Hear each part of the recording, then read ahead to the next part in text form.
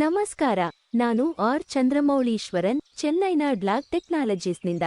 ಈಗ ನಾವು 25 ಲೀಟರ್ ಲಾಮ್ ಸಿಡಿ ಸಂಕಲನ ನೀರಿನ ಮಿಶ್ರಣವನ್ನು ತಯಾರಿಸುವುದು ಹೇಗೆ ಎಂದು ನೋಡೋಣ.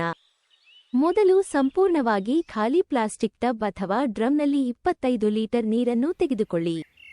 ಈ ಲಾಮ್ ಸಿಡಿ ಬಾಟಲಿಯನ್ನು ಒಮ್ಮೆ ಅಲ್ಲಾಡಿಸಿ. ಕೇವಲ 20 ಮಿಲಿ ಲಾಮ್ ಸಿಡಿಯನ್ನು ಅಳತೆ ಮಾಡುವ ಕಪ್ನಲ್ಲಿ ತೆಗೆದುಕೊಳ್ಳಿ. ಕೇವಲ 20 ಮಿಲಿ ತೆಗೆದುಕೊಳ್ಳಿ. ಕೇವಲ 20 ಮಿಲಿ ತೆಗೆದುಕೊಳ್ಳಿ. 25 ಲೀಟರ್ ನೀರಿಗೆ ಹೆಚ್ಚು ತೆಗೆದುಕೊಳ್ಳಬೇಡಿ.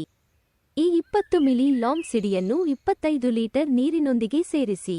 ಲಾಮ್ ಸಿಡಿ ಬಾಟಲ್ ಕ್ಯಾಪ್ ಅನ್ನು ಮುಚ್ಚಿ. ಬಾಟಲಿ ಮತ್ತು ಅಳತೆ ಕಪ್ ಅನ್ನು ದೂರವಿಡಿ, ಏಕೆಂದರೆ ಬಾಟಲಿಯ ಒಳಗೆ ಅಥವಾ ಅಳತೆಯ ಕಪ್ ಒಳಗೆ ನೀರು ಮುಟ್ಟಬಾರದು.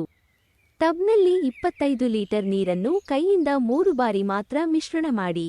3 ಬಾರಿ ಹೆಚ್ಚು ಮಿಶ್ರಣ ಮಾಡಬೇಡಿ. ನಾನು ಅದನ್ನು ಹೇಗೆ ಮಾಡುತ್ತಿದ್ದೇನೆ ಎಂದು ನೋಡಿ. 1, 2, 3 ಅಷ್ಟೇ. ಈಗ 25 ಲೀಟರ್ ಲಾಮ್ ಸಿಡಿ ವಾಟರ್ ಮಿಶ್ರಣ ಸಿದ್ಧವಾಗಿದೆ.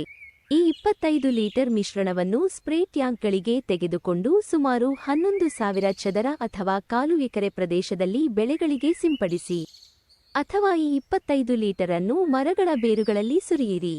ಈ ಉಲ್ಟಾದ ನಂತರ 30 ಸೆಕೆಂಡುಗಳ ಕಾಲ ಟಬ್ ಅನ್ನು ತಲೆಕೆಳಗಾಗಿಸಿ. ಅದನ್ನು ಸಂಪೂರ್ಣವಾಗಿ ಖಾಲಿ ಮಾಡಿ.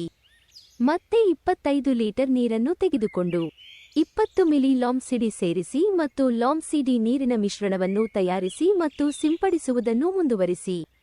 ನೀವು ಹಿಂದೆ ಬಳಸಿದ ಕೀಟನಾಶಕ ಸಿಂಪಡಿಸುವ ತೊಟ್ಟಿಯನ್ನು ಬಳಸುತ್ತಿದ್ದರೆ ಮೊದಲ ಬಾರಿಗೆ ಸಾಕಷ್ಟು ನೀರಿನಿಂದ 4 ಅಥವಾ 5 ಬಾರಿ ಟ್ಯಾಂಕ್ ಅನ್ನು ಚೆನ್ನಾಗಿ ಸ್ವಚ್ಛಗೊಳಿಸಿ. ಈ ವಿಡಿಯೋವನ್ನು ವೀಕ್ಷಿಸಿದ್ದಕ್ಕಾಗಿ ಧನ್ಯವಾದಗಳು.